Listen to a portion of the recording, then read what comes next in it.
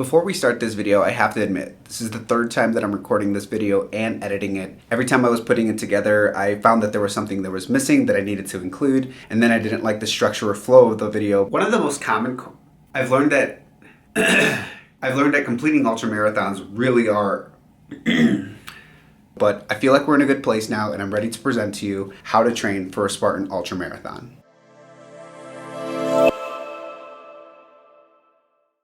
So I'm going to break up this programming into a couple of different videos, and for this part one, we're going to be focusing on conditioning. So the video will be broken up into three different sections. First, we'll talk about the components that make up conditioning and the workouts that are included. Then we'll show an example of what a typical week looks like with programming all the different components of conditioning. And at the end here, we'll end with some tips and pointers to help you prepare while you structure out your programming or get ready for your next week of workouts. So let's jump into the components. For me, in my programming, I focus on three different components: aerobic conditioning, anaerobic conditioning, and metabolic conditioning. So let's double click into each one so we know what workouts those include. For aerobic conditioning, these include my base runs and my long runs. Base runs you can really think as your easy runs, your lower intensities, so this could be anywhere between 3, 2, 5, 6 miles, whatever it may be that your base easy runs are. Best way to tell if you're doing an easy base run is if you're able to carry a conversation throughout the workout. For your long runs, the best way to think about what these are, think of these as just an extended version of your base runs, where the focus is more about time on feet and duration versus distance and pace. So trying to cover X amount of miles within a certain time window. Long runs are really just focused around time. So you can say, for today's run, I'm gonna run for 1 hour, 2 hours, 3 hours, and not worry too much about how much distance you're covering. Moving on to anaerobic conditioning. So this is our higher intensity workouts. And those workouts include hills and intervals. For hills, I like to do these on trails or mountains, but if you don't have access to those, that's totally okay. You can do these all on treadmills. And the focus of these workouts are to help with your power development. For intervals, these are really going to be focused around speed and focus on repeats, so you can be doing higher intensity sprints for 400 meters, 800 meters, or 1 mile. And then for metabolic conditioning, this is very similar to anaerobic conditioning, but the difference is that we are going to be doing workouts that are different from running. Where the anaerobic conditioning workouts are focused on just running trails or running at the track, metabolic conditioning is going to be using the full body, which may include weights, machines, or just your body weight. So the types of workouts that you'll see will be Imams, which stands for every minute on the minute, Amraps, as many reps as possible, and then there's time, where you want to complete a workout as fast as you can and try to be the quickest time. So now that we've looked at the components, let's kind of look at how I structure these out on a regular week of training. So for the example I'm going to use, it's 6 days a week. 2 of those days are going to have 2-a-days. I like to do my conditioning in the morning, so you'll see that all of the running is done in the AM, and then on those 2 days with 2-a-days, we'll have those in the PM session. So let's start with Monday. Monday, I like to do an easy 6 miles, and again, that easy pace is something where you can carry a conversation throughout the workout. On Tuesday, we bump it up to a 10-mile trail run. These are more higher intensity workouts. And then that evening, we'll do some metabolic conditioning. So an example workout would be something with a Imam, which again stands for every minute on the minute. And an example of what an Imam workout is, let's say you're gonna do a 10-minute Imam. So 10 minutes total, 2 different exercises. You can keep it very simple. 10 push-ups for 5 pull-ups. On the first minute, you'll do the 10 push-ups. On the second minute, you'll do the 5 pull-ups. Minute 3, you'll go back to the push-ups. Minute 4, back to the pull-ups.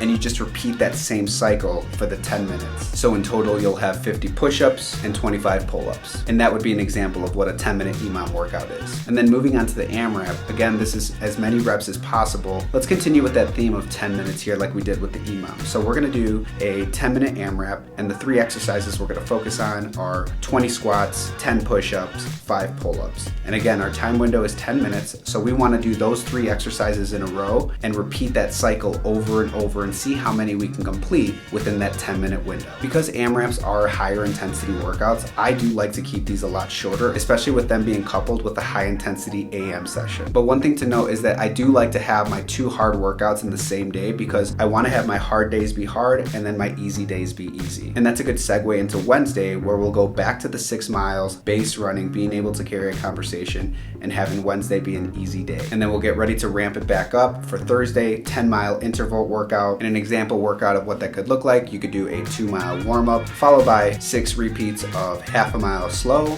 half a mile as fast as you can. That brings us up to 8 miles. And then we'll finish off with a cool down of 2 miles at that base pace. So that will give us a total of a 10-mile interval workout. Moving on to the evening, we can do an Imam, and we've already covered that, what we did on Tuesday. And for the time workout, this is where you're gonna have a specific number of reps for every exercise, and the goal is to complete all exercises as fast as you can. So you can say, I wanna do 25 pull-ups, 50 push-ups, and 100 squats as fast as I can, go at it. And again, similar to Tuesday, I wanna keep these sessions pretty short. Typically these workouts for me in the PM, those metabolic conditioning ones, only last 30 to 45 minutes. And because Thursday was a harder day, Friday is an easy base 6 miles run, which then sets us up for a beautiful Saturday. I like to do roughly 12 to 15 miles. For this example, I use 15 miles of the long run.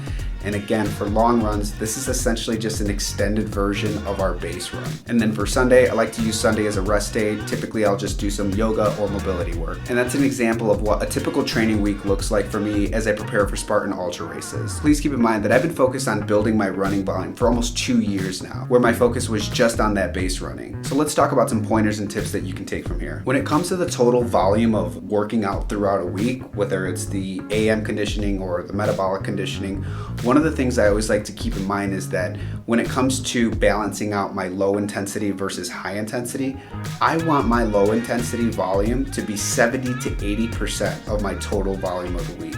So out of all those 6 days, with 2 of them being 2-a-days, that's 8 sessions. Out of those 8 sessions, 70 to 80% of that is done at lower intensity. This is not only gonna help minimize the risk of injury, but it's also gonna help you with recovery. The second piece is gonna be around increasing volume. So let's say right now you're running 30 miles a week.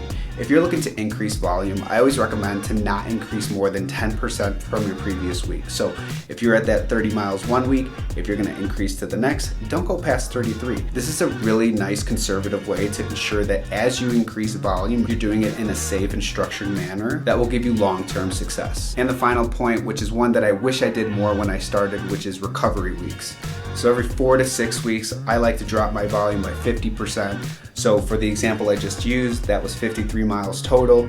I would reduce that down by 50%, and that would be my recovery week. This really allows the body not only to relax, but keep your hormones in balance, which is super crucial in all of this. So there you have it. There's part 1 of how to train for a Spartan Ultra Marathon focused on conditioning. I hope you found this video valuable. In the next video, we're gonna be talking about resistance, where I'm gonna be focused on strength training, functional training, and stability training. If you have any questions or concerns, please leave them in the comment section below. I appreciate you watching, and we'll catch you in the next one.